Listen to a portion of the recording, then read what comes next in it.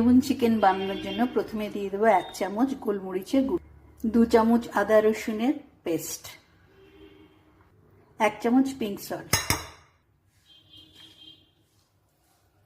লেবুর রস দিয়ে দিলাম, আধাটা লেবুর রস, 1 মুখ চাট মশলা,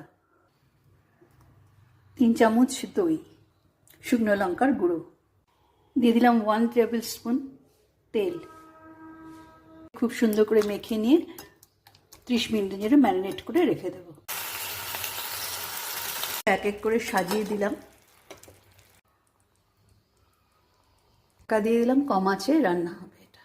বাড়ির পাশেই একটা লেক আছে, যে লেকের পাশে অনেকগুলো ফ্ল্যাট উঠেছে, তা আমার কখনো যাওয়া হয়নি, ভাবছি এর মধ্যে একদিন যাব। লেমন চিকেন রেডি, উপর থেকে একটু কারি পাতা ছড়িয়ে দিলাম।